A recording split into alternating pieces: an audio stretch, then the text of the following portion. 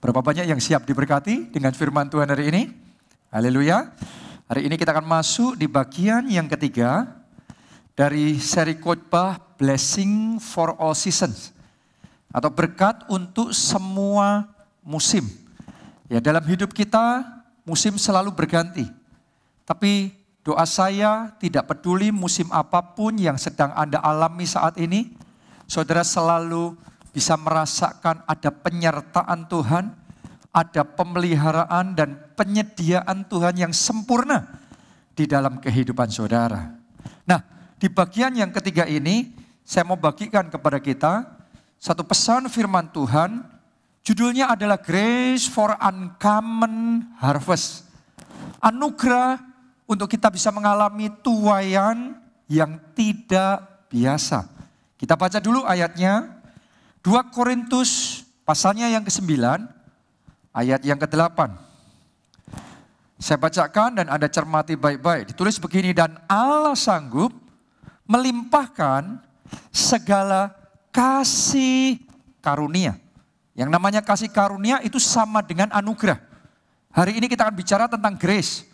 Bicara tentang anugerah. Dan ditulis, Allah sanggup melimpahkan segala kasih karunia, segala anugerah kepada kamu, supaya kamu senantiasa apa? Berkecukupan di dalam segala sesuatu. Dan malah apa? Berkelebihan di dalam pelbagai kebajikan. Doa saya, anugerah ini Tuhan juga curahkan dalam hidup saudara. Anugerah yang membuat kita berkecukupan dalam segala sesuatu. Berarti enggak kekurangan apapun. Karena Tuhan gembalaku yang baik, aku takkan kekurangan. Bukan cuma berkecukupan, ditulis di sini malah apa? Berkelebihan.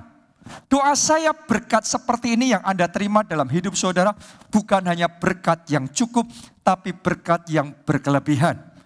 Bukan hanya tuaian yang biasa, tapi tuaian yang tidak biasa. Bukan hanya kemenangan yang biasa, tapi kemenangan yang gilang gemilang. Saya berdoa nih yang akan Tuhan kerjakan dalam hidupmu.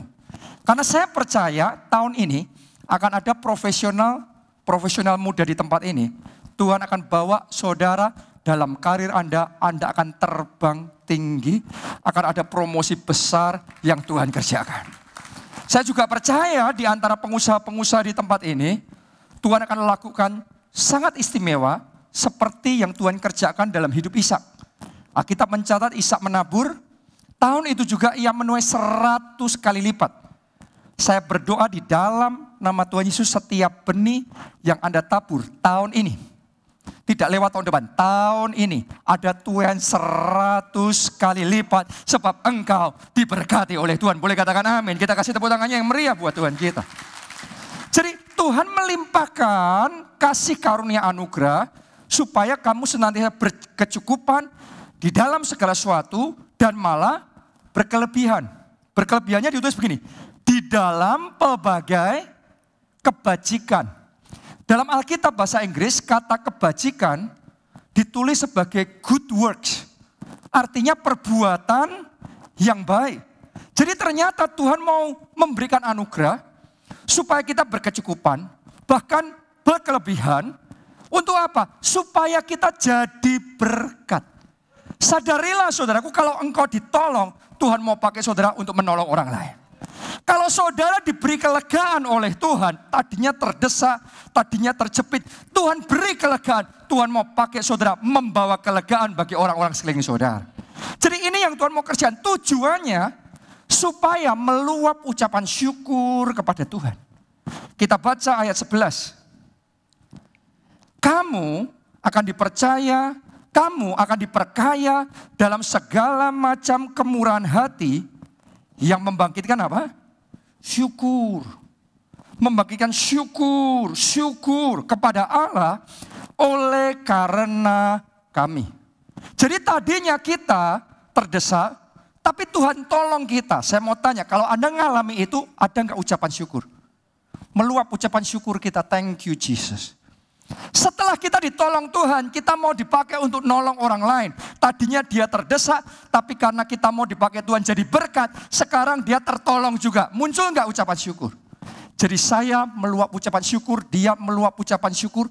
Doa saya bulan ini, surga meluap dengan ucapan syukur dari hatimu, meluap ucapan syukur. Kita kasih tepuk tangan dulu buat Tuhan yang mau mencurahkan anugerahnya dalam hidup kita.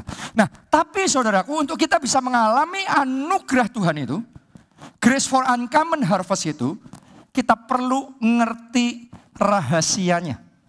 Kita perlu ngerti yang namanya rahasia kerajaan Allah. Dan ini sudah mulai saya bagikan sama saudara, mulai minggu pertama dari bulan ini. Hari ini kita akan lihat lebih dalam lagi. Saya ajak saudara baca Efesus 3, ayatnya yang pertama sampai ayat yang ke-6. Itulah sebabnya aku ini, Paulus. Berarti yang ngomong siapa? Paulus. Paulus, orang yang dipenjarakan karena Kristus Yesus. Untuk kamu orang-orang yang tidak mengenal Allah. Memang kamu telah mendengar tentang, perhatikan, tugas penyelenggaraan kasih karunia Allah yang dipercayakan kepadaku karena kamu. Saya ajak saudara perhatikan, Paulus ngomong bahwa dia diberi tugas penyelenggaraan kasih karunia. Coba renungkan kata ini, tugas. Dia percaya dia dikasih tugas. Tugas itu amanat. Tugas itu adalah mandat. Dia dikasih mandat untuk menyelenggarakan.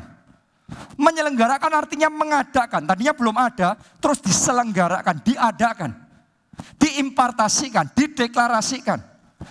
Tugas menyelenggarakan kasih karunia. Kasih karunia tadi apa? Sama dengan anugerah. Berarti Paulus ini dalam hidupnya Tuhan kasih dia mandat untuk mendeklarasikan anugerah. Untuk mengimpartasikan kasih karunia. Kalau dia deklarasikan dan jemaat pada waktu itu percaya, anugerah tercurah dalam hidup mereka.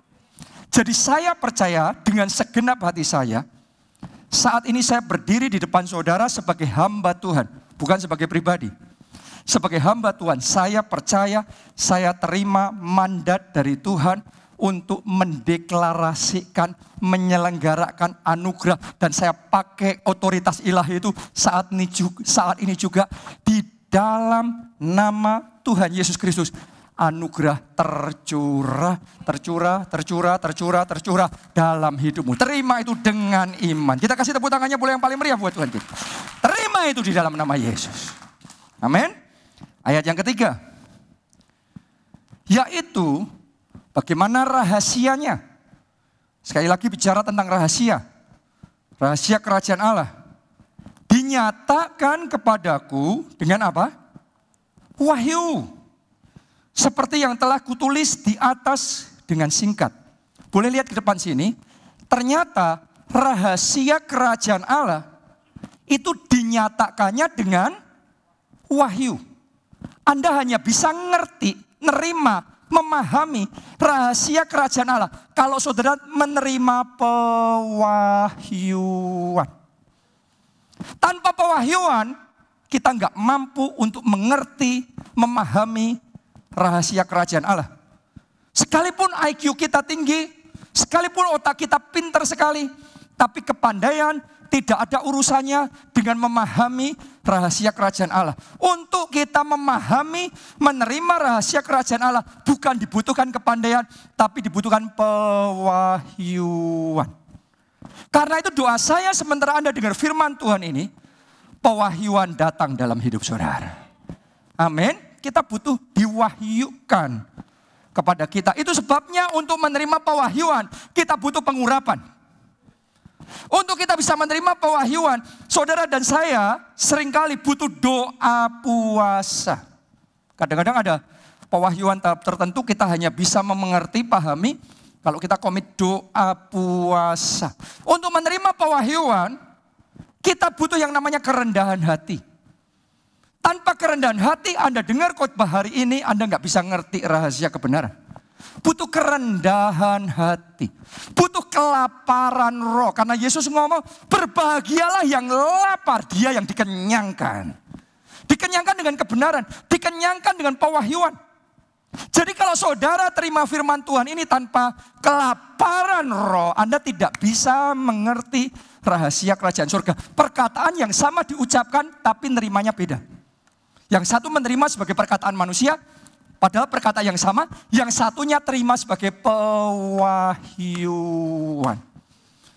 Jadi doa saya yang Anda terima bukan perkataan manusia, bukan khotbah biasa. Yang Anda terima pewahyuan. Amin. Ayat yang keempat ditulis begini.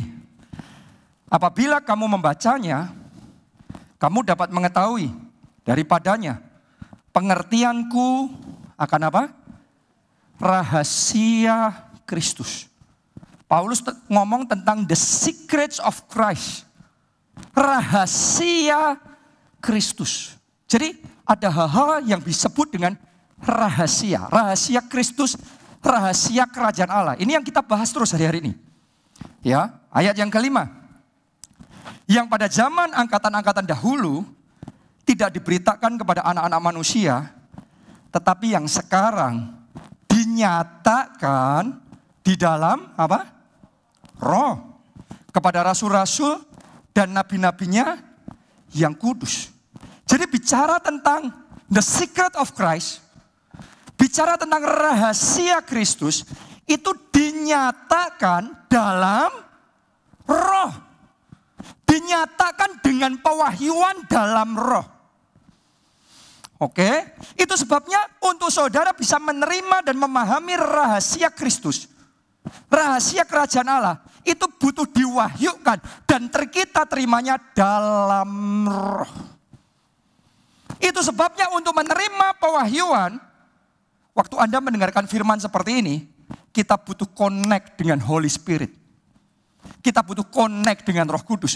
Waktu saudara di rumah baca Alkitab sendiri, Anda butuh connect dengan Roh Kudus. Kalau Anda baca Alkitab tanpa connect dengan Roh Kudus, yang Anda baca Alkitab tapi dapatnya cuma ngantuk.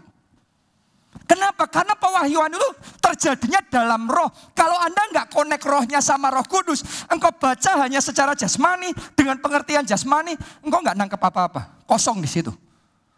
Karena ditulis, pewahyuan diwahyukan dalam roh. Jadi aktifkan manusia roh saudara. Sementara saudara dengar firman Tuhan ini, jangan hanya dengan pikiran manusia jasmani, tapi dari hati kita, dari roh kita, connect sama Roh Kudus.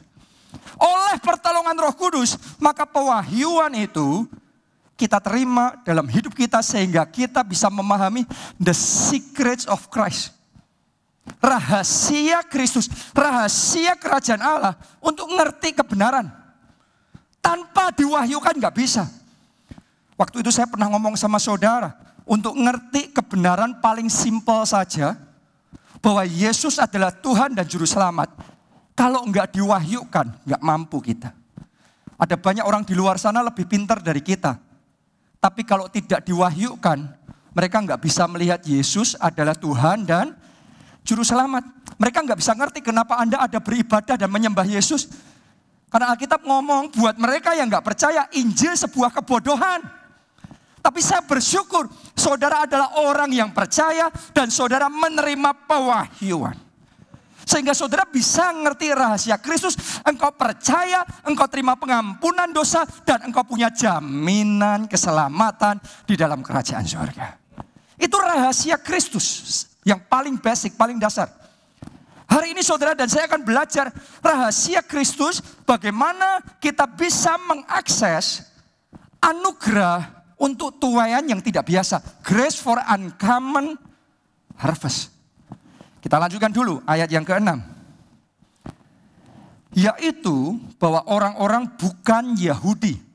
Anda dan saya termasuk orang-orang bukan Yahudi. Karena berita Injil turut menjadi ahli waris dan anggota-anggota tubuh dan peserta dalam janji yang diberikan dalam Kristus Yesus. Siapa di antara saudara di tempat ini yang mau menerima semua janji-janji Allah yang dicatat dalam Alkitab tergenapi dan terjadi dalam hidup saudara? Anda mau? Ya, tahukah saudara, tadinya janji-janji itu hanya tersedia untuk orang Yahudi. Kenapa? Karena mereka keturunan jasmaninya Abraham. Langsung nerima itu. Tapi ditulis di sini sekarang melalui karena berita Injil. Di dalam Kristus Yesus, kita yang bukan Yahudi turut menjadi ahli waris. Anda dapat warisan kerajaan surga, janji-janji Allah yang tadinya tersedia hanya untuk orang Yahudi, sekarang Tuhan berikan juga buat saudara dan saya. Tapi dibutuhkan anugerah supaya kita bisa ngerti the secret of Christ. Rahasia kerajaan Allah untuk mengalami tuaian yang tidak biasa ini. Sekarang saya mau tanya lagi sama saudara. Siapa di tempat ini yang merasa dalam hidupmu pernah ditolong Tuhan, pernah menerima berkat Tuhan? Angkat tangan saudara. Semuanya dong ya, Anda pernah menerima berkat Tuhan. Pertanyaan berikutnya begini. Bulan ini yang paling recent, yang paling baru ya. Ketika Anda terima berkat Tuhan, respon saudara gimana? Terima kasih Tuhan, Tuhan baik, terima kasih pemeliharaanmu. Good. Tapi kalau itu respon saudara, saya yakin itu berkat yang sudah biasa engkau terima. Karena sudah terbiasa ya, respon kita juga biasa. Tapi tolong dengarkan baik-baik, tolong dengarkan baik-baik. Saya tahu dan saya percaya akan ada orang-orang di tempat ini, tahun ini. Berkat yang Tuhan berikan dalam hidupmu bukan berkat yang biasa. Ketika engkau terima itu, engkau nggak mungkin tetap diam. Engkau akan melonjak kegirangan karena akan ada tuaian tidak biasa. Akan ada kemenangan tidak biasa. Akan ada promosi tidak biasa. Akan ada bonus tidak biasa. Akan ada ekspansi tidak biasa. Akan ada mujizat tidak biasa. Ini yang saya sebut uncommon harvest. Tuaian tidak biasa. Dan itu tidak nunggu pandemi selesai. Dan itu tidak nunggu resesi selesai, banjir selesai, apalagi nanti. Di tengah semuanya ini Anda akan menikmati uncommon harvest. Tuaian yang tidak biasa, yang tidak masuk akal. Tuhan kerjakan dalam hidup saudara. Tapi kita harus ngerti the secret of Christ. Rahasia kerajaan Allah untuk bisa mengalami tuaian yang tidak biasa itu. Siapa di sini yang mau mengalami tuaian yang tidak biasa itu? Lambaikan tangan saudara sekali lagi. Oke, sekarang saya mau bagikan rahasia yang diajarkan oleh Rasul Paulus supaya kita bisa mengalami uncommon harvest ini. 2 Korintus 9, kita mulai dari ayatnya yang ke-6. Paulus ngomong begini, camkanlah ini, orang yang menabur sedikit akan menuai sedikit juga. Dan orang yang menabur banyak akan menuai banyak juga. Jadi kalau saudara mau ngalaminya bukan tuaian biasa, tapi tuaian yang tidak biasa. Di luar kewajaran. Paulus ngomong camkanlah ini.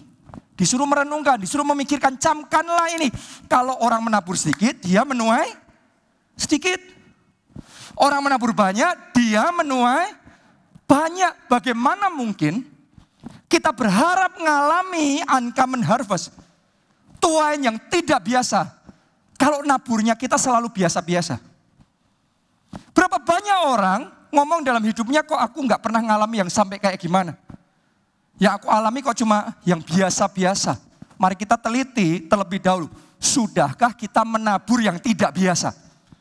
Karena saudara dan saya seberapapun diurapinya Anda, tidak bisa mengalahkan firman Tuhan. Firman Tuhan sudah ngasih patokan. Yang menabur sedikit, menuai sedikit. Yang menabur banyak, menuai banyak. Tahun ini tahun tuaian. Saya tidak nunggu tahun depan. Tuaiannya sekarang. Tapi sama-sama tuaian itu terjadi, seberapa yang Anda terima, jenis tuaian yang Anda terima, tuaian biasa atau tuaian yang tidak biasa, tergantung taburan Anda saat ini. Jadi taburan kita sekarang menentukan tuaian kita nanti. Oke, dan tahun ini doa saya yang Anda tuai, tuaian tidak biasa. Dan Anda tangkap ini, taburan yang tidak biasa akan membawa kita mengalami tuaian yang tidak biasa. Karena itu mari kita persiapkan diri berani menabur yang tidak biasa. Itu yang pertama. Yang kedua, ayat yang ke-7. Perhatikan. Hendaklah masing-masing memberikan menurut apa? Kerelaan hatinya. Jangan dengan sedih hati atau karena paksaan. Sebab Allah mengasihi orang yang memberi dengan sukacita. Tolong kalimat terakhir kita baca bersama-sama dimulai dari sebab. 2, 3. Sebab Allah mengasihi orang yang memberi dengan sukacita. Jadi Allah mengasihi bukan sembarang orang yang memberi. Allah mengasihi, Allah sukanya. Orang kalau memberi, kalau nabur itu dengan sukacita. Anda harus ngerti yang dilihat Tuhan bukan pemberiannya aja. Melampaui pemberian, sikap hati kita yang diperhatikan Tuhan. Tidak semua pemberian Tuhan suka. Kita harus ngerti. Karena ditulis Allah mengasihi orang yang memberi dengan sukacita. Oke, jadi kalau saudara mengembalikan persepuluhan dengan berat hati. Kalau saudara memberi, menabur, mempersembahkan persembahan saudara dengan berat hati. Saya punya saran. Please keep your money. Simpan uang kita. Kenapa kok saya memberi saran seperti itu? Karena nanti saudara yang rugi. Sudah kita ngasih uang kita hilang, tapi persembahan saudara gak akan sampai di sana. Karena jelas Tuhan tolak itu. Kalau pemberian dengan paksa, dengan berat hati gak sampai di sana. Allah mengasihi orang yang memberi dengan sukacita. Doa saya setiap persembahan yang Anda berikan kepada Tuhan disertai sukacita, disertai kerelaan. Dan itu menyentuh hati Tuhan. Itu menyukakan hati Tuhan. Mungkin saudara tanya sama saya, kenapa kok saya sudah menabur, tapi sampai sekarang belum juga menuai? Dulu saya ngalami sama dengan saudara, saya nabur, kok nggak nuai-nuai? Sekarang saya paham alasan kenapa tahun-tahun itu saya menabur dan tidak menuai. Sebenarnya bukan nothing happen. Bukan karena nggak ada sesuatu yang terjadi. Tapi sebenarnya karena saya sedang memenuhi awan saya. Apa maksudnya? Kita baca Pengkhotbah 11 ayat 3a. Pengkhotbah 11 ayat 3a. Bila awan-awan syarat mengandung hujan. Itu syarat harus terpenuhi dulu. Kalau kosong ceritanya lain. Harus syarat dulu, harus penuh dulu. Mengandung hujan, maka hujan itu dicurahkannya ke atas bumi. Jadi pada tahun-tahun itu ketika saya menabur, kayaknya nothing happen. Kayaknya nggak ada yang terjadi. Sebenarnya dalam roh saya sedang memenuhi awan-awan saya. Begitu awan-awan itu syarat dengan hujan. Sampai di satu titik. Tuhan akan pastikan hujan turun dengan deras. Dan dari sejak saat itu sampai sekarang saya menikmati hujan berkat dari Tuhan yang tidak pernah berhenti. Doa saya terjadi dalam hidup saudara. Hujan berkat yang tidak pernah berhenti terjadi dalam hidup saudara. Amin, itu yang kedua. Jadi yang pertama tadi orang menabur dia menuai. Oke, yang kedua menabur dengan sukacita. Allah mengasihi orang yang memberi dengan sukacita. Yang ketiga, kalau saudara memberi untuk Tuhan, pastikan saudara memberi karena cinta Tuhan. Karena saudara mau membalas kebaikan Tuhan. Bukan sekedar kita memberi supaya kita dapat sesuatu. Ya kalau itu ya oke, tapi kelasnya paling rendah.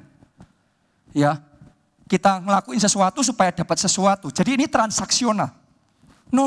Anda nggak mau masuk di sisi itu. Dimensi itu lain hukumnya. Ada hukumnya dimensi itu dan bisa terjadi juga. Tapi ada dimensi hubungan yang saya ingin bawa saudara masuk di sini. Yaitu dimensi kasih. Sama Tuhan bukan dimensi transaksi. Dimensi kasih. Lakukan itu karena engkau mengasihi Tuhan Allahmu dengan segenap hatimu, segenap jiwamu, segenap kekuatanmu. Engkau mau menyenangkan hati Tuhan. Karena itu kau persembahkan yang terbaik. Seperti itu seharusnya kita memberi. Dan memang Tuhan mengajarkan, love God, love people with passion. Hukum terutama yang pertama dan yang kedua. Jadi dalam memberi pun ada urutannya. Sama-sama hukum terutamanya, sama-sama mengasihinya, ada urutannya. Yang pertama buat Tuhan dulu, baru yang kedua untuk manusia. Jadi yang pertama apa yang harus kita lakukan? Kita kembalikan persepuluhan kita sama Tuhan. Ya, terus kemudian kita bisa menabur untuk penginjilan, untuk misi, untuk pembangunan gereja, untuk perluasan kerajaan Allah. Nabur untuk Tuhan dulu. Tapi saudara jangan lupa bukan cuma itu aja. Karena hukum terutama bukan cuma satu bagian, dua bagian. Yaitu love people with passion. Ada bagiannya mengasihi sesama. Apalagi di kondisi seperti saat ini banyak orang kehilangan pekerjaan. Banyak orang sedang struggle dalam hidupnya. Saya ajak saudara kalau Anda bisa, mari kita jadi berkat. Buat mereka yang membutuhkan jadi berkat. Mari kita berikan kelegaan, berikan kenyamanan kepada mereka. Karena itu perintah Tuhan. Oke, jadi berkat buat orang-orang di sekeliling saudara. Jadi berkat juga buat keluarga saudara. Dan saya secara khusus hari ini mau ngomong sama Anda yang masih punya orang tua yang masih hidup. Satu pesan yang saya ingin bagikan sama saudara. Pakai keuanganmu untuk menyegarkan orang tuamu. Melalui pemberian saudara. Karena itu adalah perintah Tuhan. Anak-anak, apa perintahnya? Hormatilah orang tuamu. Itu sebuah perintah. Jadi pakai harta saudara untuk menghormati orang tua saudara. Dan lakukan itu sebagai sebuah penghormatan. Oke. Nah, tadi saya ngomong sama saudara, sama-sama memberi. Yang dilihat Tuhan bukan pemberiannya, melampaui pemberian itu. Yang dilihat Tuhan apa? Sikap hati. Makanya kita harus sadar, ketika kita memberikan untuk Tuhan, memberi untuk Tuhan, itu namanya persembahan. Ketika kita memberi untuk orang tua, itu namanya penghormatan. Ketika kita memberi untuk orang miskin yang membutuhkan, itu sumbangan. Tiga-tiganya sama-sama memberi. Sama-sama kita berkorban. Tapi ada yang berbeda dimensi memberi untuk Tuhan, untuk orang tua, dan untuk orang miskin yang membutuhkan. Jangan dibalik-balik. Kalau saudara mau ngasih sama orang tua saudara, jangan merasa di hatimu kamu nyumbang sama orang tua. No, siapa kita nyumbang orang tua? Orang tua sudah melahirkan kita. Orang tua sudah mendidik, sudah memperjuangkan kita. Sekarang giliran kita menghormati orang tua kita. Jadi ketika engkau ngasih orang tua, jangan nganggep aku sudah nyumbang orang tua. No, kita menghormati orang tua kita. Taruh orang tua saudara di posisi yang benar. Kenapa? Karena firman Tuhan, anak-anak, hormati orang tuamu, panjang umurmu, bahagia hidupmu. Oke, lakukan perintah Tuhan itu. Demikian juga sama Tuhan. Sama Tuhan, pemberian saudara pastikan sebagai persembahan. Bukan sumbangan loh. Nggak ada donaturnya Tuhan. Makanya di gereja kita nggak ada donatur di sini, nggak ada donatur. Siapa kita nyumbang Tuhan? Nggak ada dari kita satupun manusia yang cukup hebat, cukup besar untuk nyumbang Tuhan. Nyumbang Tuhan itu gini, nyumbang itu begini, persembahan itu begini. Doa saya ketika engkau memberikan persembahan untuk Tuhan, sikapmu bukan kayak orang nyumbang. Sikap saudara datang kepada Tuhan, di atas segala Tuhan, Raja di atas segala Raja, Allah di atas segala Allah. Kita bawa yang terbaik, kita mau balas kebaikannya dalam hidup kita, kita mau sukakan hati Tuhan.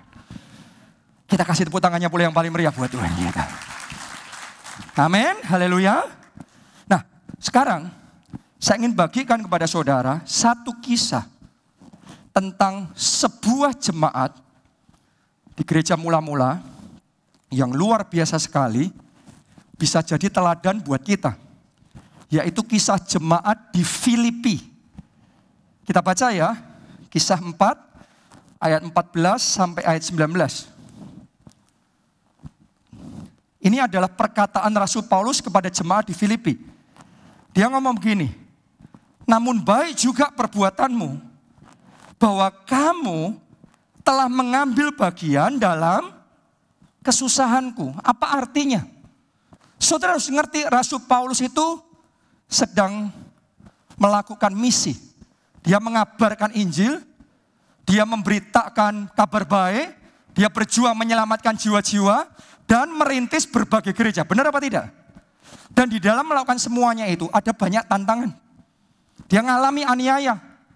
Ada kesulitan-kesulitan yang dihadapi. Dan kebutuhannya besar untuk mendanai semua pekerjaan pemberitaan Injil, perintisan gereja. Itu ada kebutuhan yang besar. Hebatnya Paulus ngomong sama jemaat di Filipi, kamu telah ambil bagian. Jadi jemaat di Filipi ini ngelihat semuanya itu, ngelihat pelayanan Rasul Paulus bukan cuma diam. Tapi mereka ambil bagian. Dengan kata lain mereka menabur. Oke, kita pahami dulu konteksnya. Ayat berikutnya, 15. Kamu sendiri tahu juga, hai orang-orang Filipi, pada waktu aku baru mulai mengabarkan Injil, ketika aku berangkat dari Makedonia, tidak ada satu jemaat pun yang mengadakan perhitungan hutang dan piutang dengan aku, selain daripada kamu. Waktu saya baca ayat ini, jujur saya agak bingung. Kok perhitungan hutang piutang? Masa Rasul Paulus sama jemaat di Filipi ada hutang piutang? Saya kemudian baca Alkitab bahasa Inggris. Kenapa? Karena kita harus mengerti, Alkitab bahasa Indonesia kita ini, itu diterjemahkan secara langsung dari Alkitab bahasa Inggris King James. Jadi saya teliti, saya lihat, maksudnya apa ya? Dalam Alkitab bahasa Inggris, kata hutang piutang itu ditulisnya sebagai giving and receiving. Giving itu apa? Memberi, receiving, menerima. Berarti Rasul Paulus bicara tentang menabur dan menuai. Dia ngomong begini, waktu aku mulai mengabarkan Injil awal, gak ada jemaat yang lain yang ikut menabur. Gak ada, hanya kamu. Yang lainnya tidak menabur, tapi hanya kamu. Waktu saya renungkan yang dilakukan jemaat di Filipi ini, buat saya ini amazing. Kenapa? Karena jemaat di Filipi ini adalah jemaat yang dapat pewahyuan akan rahasia kerajaan Allah, bahwa orang yang menabur, mereka yang menuai. Karena itu yang lainnya nggak menabur, yang lainnya nggak merasa penting, yang lainnya nggak merasa butuh. Tapi jemaat di Filipi jadi yang pertama, jadi yang terdepan, jadi yang satu-satunya yang menabur. Wow. Jadi kapasitas menabur setiap jemaat itu beda-beda. Yang lainnya nggak menabur, tapi yang satu ini, jemaat Filipi ini jemaat penabur. Doa saya, roh yang seperti ini diimpartasikan kepada saudara pada hari ini. Amin. Lanjutkan lagi. Ayat yang ke-16. Karena di Tesalonika pun. Di mana tadi? Tesalonika. Padahal dia ngomong sama jemaat di Filipi. Ini dua kota yang beda ya. Anda renungkan omongan Paulus ini. Karena di Tesalonika pun kamu telah 1-2 kali mengirimkan bantuan kepadaku. Wow. Jadi bukan hanya kalau Paulus datang ke Filipi, terus jemaat di Filipi menabur, termasuk Paulus pelayanan di tempat lain. Paulus pelayanan di Tesalonika, tapi jemaat Filipi ini tetap mengirimkan taburannya. Bukan cuma sekali, ditulis sana 1-2 kali. Bahasa 1-2 kali itu punya arti beberapa kali. Sampai dengan Rasul Paulus menulis surat ini, zaman itu ya, jemaat di Filipi sudah beberapa kali mengirimkan taburannya. Dengan kata lain, menabur buat jemaat di Filipi bukan cuma sekali. Bukan sekali gebrak, tapi ini adalah sebuah lifestyle. Sebuah gaya hidup mereka consistently. Secara konsisten mereka menabur. Nah, mari kita lihat apa yang terjadi. Ayat 17. Tetapi yang kuutamakan bukanlah pemberian itu. Bukan sekedar taburannya. Melainkan apanya? Buahnya. Coba Anda kalau baca jangan sambil lalu ya. Anda renungkan, buah itu sama dengan apa? Tuaian. Jadi Rasul Paulus bersaksi tentang jemaat di Filipi ini. Mereka bukan hanya menabur, tapi mereka juga menuai. Oh, Anda semua yang ada di tempat ini, saya doakan dalam nama Yesus, tahun ini engkau bukan hanya menabur, tapi engkau menuai. Tahun ini jadi tahun tuaian. Bahkan tuaian besar jadi dalam hidup saudara. Katakan amin, amin. Kita kasih tepuk tangannya pula yang paling meriah buat Tuhan kita. Yang kuutamakan bukanlah pemberian itu, melainkan buahnya yang makin memperbesar keuntunganmu. Kata makin itu berarti gradual proses. Gradual proses itu berarti proses yang terus menerus. Kenapa? Karena jemaat di Filipi ini naburnya enggak sekali. Mereka nabur, kemudian mereka nuai. Mereka nabur lagi, mereka nuai lagi. Nabur, nuai, makin besar. Makin lama tuh taburannya makin besar, tuaiannya makin besar. Saya tahu dengan persis, ini ibadah yang kelima ini spesial. Spesial, saya nggak ngomong ini di 4 ibadah sebelumnya, tapi di ibadah ini saya tahu akan persentase paling banyak orang yang mengalami tuaian terbesar, mujizat terbesar dalam sejarah hidup saudara sampai dengan tahun ini akan terjadi tahun ini. Terima itu dalam nama Yesus. Terima itu dalam nama Yesus. Sekali lagi terima itu dalam nama Yesus. Amin. Ini yang dialami jemaat Filipi. Ayat 18. Kini aku telah menerima semua yang perlu daripadamu.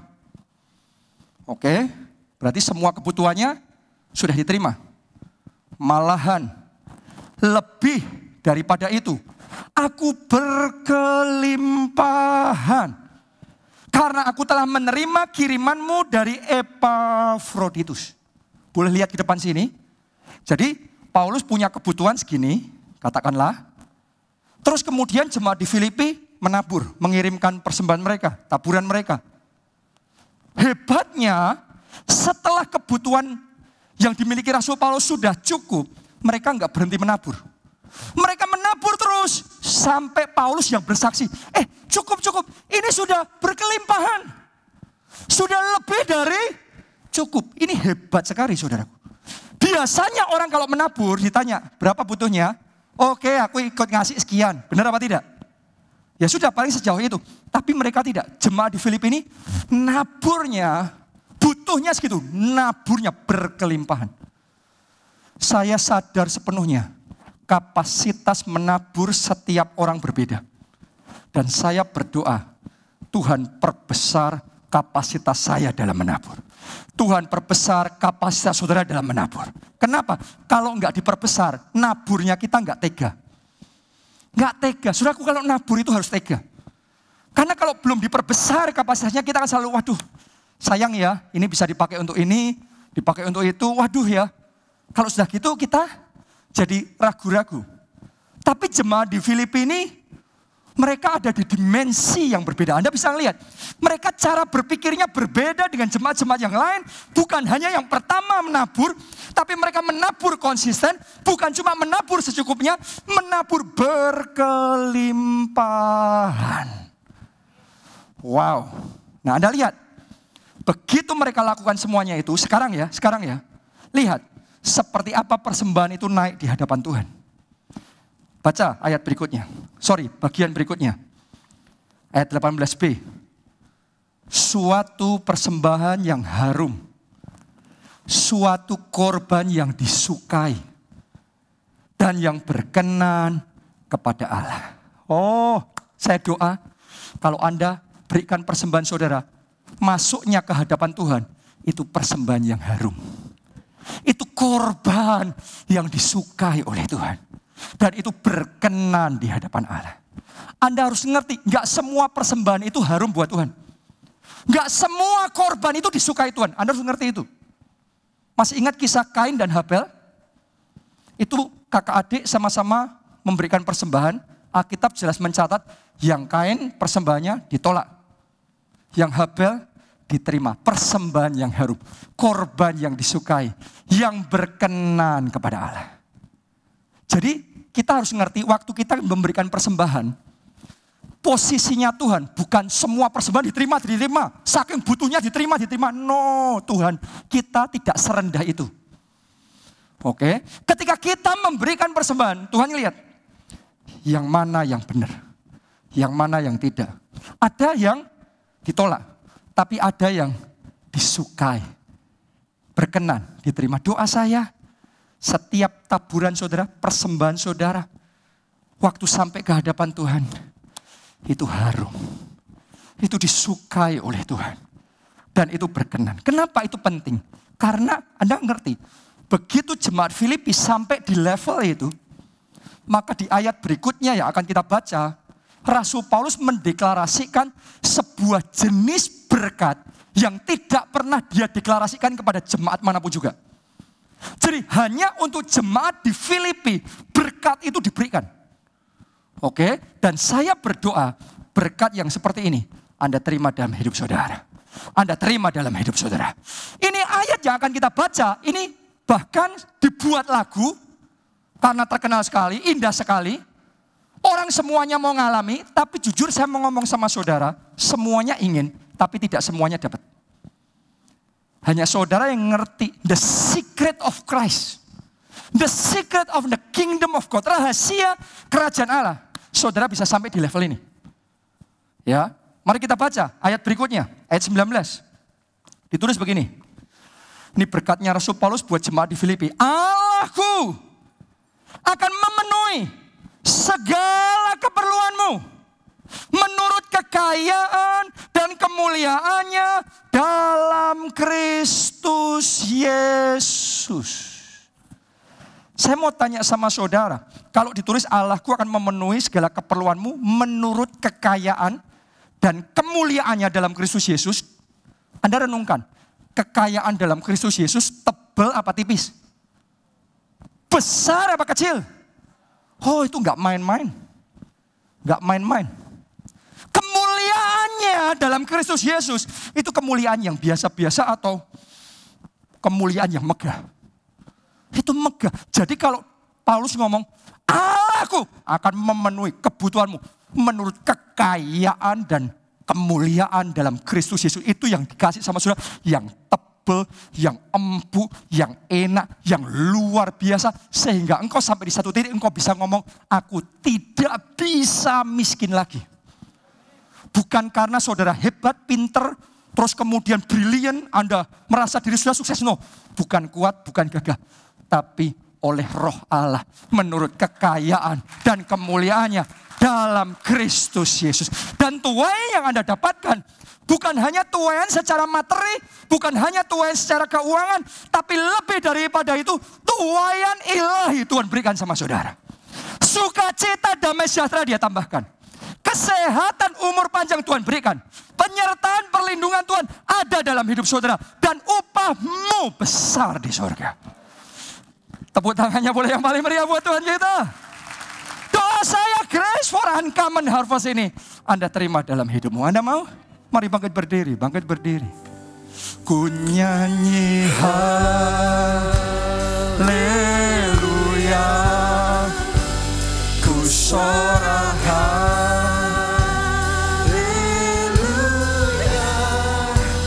mujizat besar pasti terjadi dalam hidupku.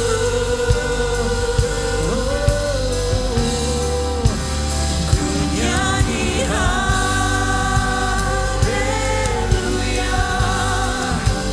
ku sorak haleluya,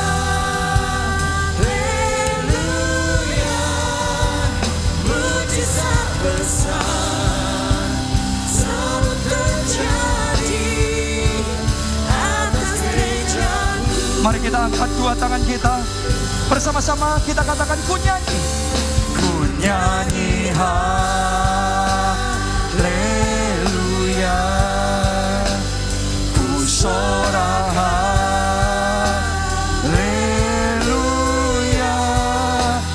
mujizat besar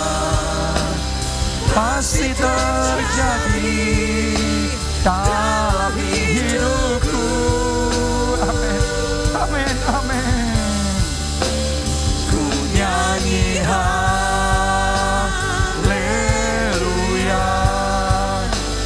ku sorak haleluya. Mujizat besar selalu terjadi atas gerejaku. Siapa yang mau mengalami tuaian yang tidak biasa? Yes. Grace for uncommon harvest. Bukan yang biasa-biasa, yang terlewat begitu saja karena sudah biasa. Tapi something that is so surprising. Yes. Sesuatu yang begitu mengejutkan. Dan itu tidak bisa Anda lewatkan begitu saja. Membuat Anda melonjak kegirangan dan Anda ceritakan kepada orang-orang di sekeliling saudara. Yang pertama kuncinya, terima Yesus sebagai Tuhan dan Juru Selamat. Itu dulu, nomor satu. He is the God of harvest. Dia Allah atas semua tuaian. Dia bisa memberikan tuaian yang tidak biasa. Kita perlu terima Yesus sebagai Tuhan dan Juru Selamat. Yes. Buat saudara yang belum pernah terima Yesus, ini waktu terbaik buat saudara. Undang dia jadi Tuhan dan Juru Selamat dalam hidupmu. Atau Anda pernah, tapi Anda undur. Anda jauh dari Tuhan. Dan sekarang saudara mau mendedikasikan ulang hidupmu sama Tuhan. Ayo datang sama Tuhan, sama-sama angkat dua tangan saudara. Ikuti doa saya. Katakan, Tuhan Yesus. Tuhan Yesus. Aku buka hatiku. Aku buka hatiku. Masuklah dalam hidupku. Masuklah dalam hidupku. Jadi Tuhan dan Juru Selamat. Jadi Tuhan dan Juru Selamat. Ampuni dosaku. Ampuni dosaku. Sucikan hidupku. Sucikan hidupku. Selamatkan jiwaku. Selamatkan jiwaku. Mulai sekarang. Mulai sekarang.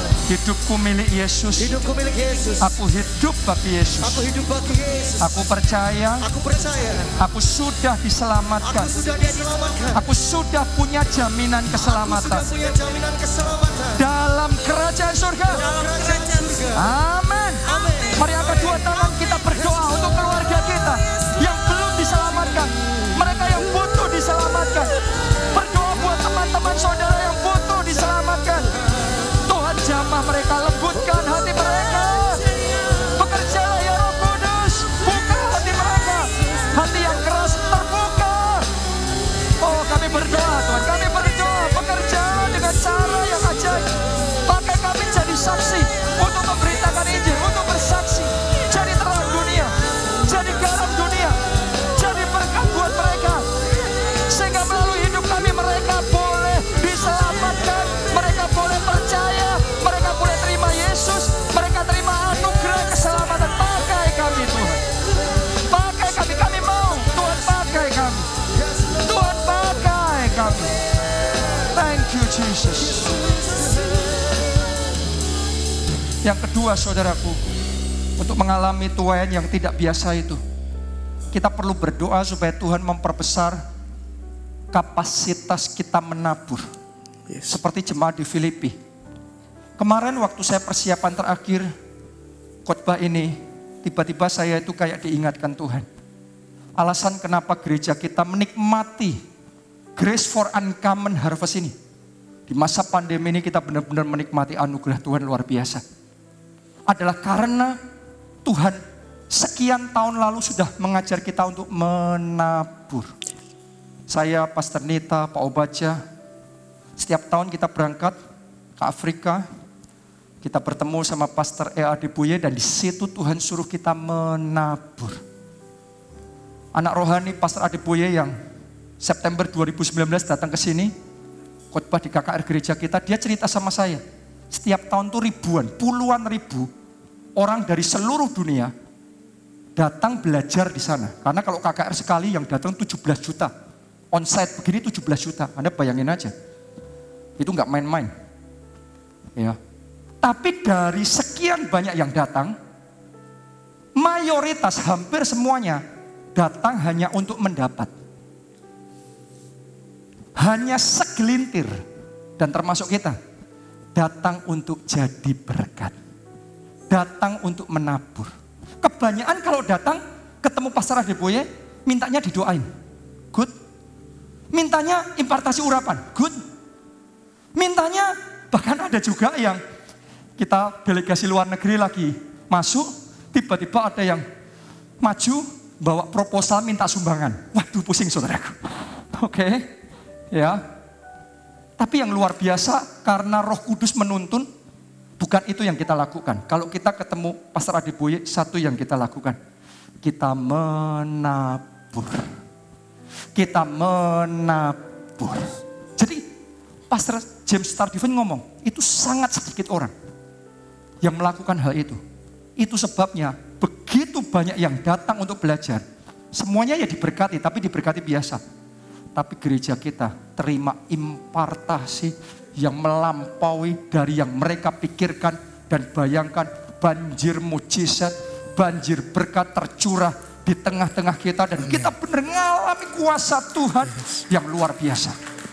Bahkan 2020 kemarin kita harusnya berangkat tapi nggak bisa karena lockdown. Untuk perjalanan luar negeri masih susah.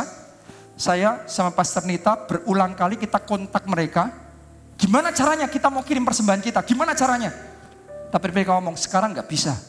You tunggu next time aja. Jadi tahun kemarin mereka yang ngomong. Kita sudah berulang kali kita kontak dan kita coba. Mereka ngomong next time. Oke. Jadi tahun kemarin setahun saudaraku. Karena kita ngerti banyak gereja sedang mengalami masalah besar, banyak hamba Tuhan sedang dalam kondisi yang sangat membutuhkan. Jadi kita doa dan sesuai dengan tuntunan Tuhan kita ambil keputusan jadi berkat. Buat gereja-gereja lain, buat pendeta-pendeta yang membutuhkan, jadi berkat. Baik di Indonesia, di luar negeri, jadi berkat. Jadi menabur. Dan saya ngomong sama saudara, setahun ini menabur, bukannya habis. Menabur. Awan kita tambah penuh. Hujannya tambah deras. Berkatnya semakin berlimpah. Karena itu melalui resesi, melalui pandemi ini, Anda bisa melihat. Kita relax and enjoy. Dunia mulai krisis, tapi di dalam Kristus kita keberkatan, kita kelimpahan. Saya mau deklarasikan berkat yang satu ini dalam hidup saudara. Tapi mari kita berdoa minta Tuhan perbesar kapasitas kita dalam menabur. Semuanya angkat dua tangan, katakan Tuhan Yesus, perbesar kapasitasku. Kapasitas untuk menabur. Beri aku keberanian. Untuk menabur. Mari semuanya berdoa. Oh, ralapasya. Syaralapasya. Skiralapasya. Beri kami keberanian untuk menabur. Beri kami kapasitas lebih besar untuk menabur. Oh, beri kami Tuhan anugerah itu. Kapasitas yang lebih besar untuk menabur.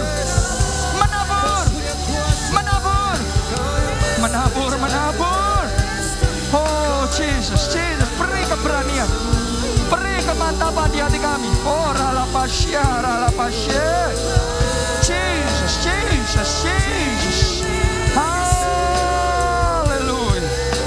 Haleluya. Thank you Jesus. Yang terakhir saudara, sekarang ini momen yang spesial. Anda sudah lakukan komitmen demi komitmen. Sekarang bagian saya melakukan tugas penyelenggaraan kasih karunia. Mandat mendeklarasikan, menyelenggarakan anugerah. Grace for Uncommon Harvest. Kalau Anda mau angkat dua tanganmu saat ini. Yang bisa bahasa roh dulu. Oh, yang belum saudara connect sama Holy Spirit. Supaya ini terjadi dalam spirit saudara. Anda terima dalam roh saudara. Saat ini aku deklarasikan oleh mandat dari Tuhan. Grace for Uncommon Harvest. Anugerah untuk Tuhan yang tidak biasa. Terjadi. Tercurah. Aku akan memenuhi segala keperluanmu menurut kekayaan dan kemuliaannya dalam Kristus Yesus. Terima itu. Semuanya katakan aku terima kemenangan yang tidak biasa, mujizat yang tidak biasa, berkat yang tidak biasa. Terima. Oh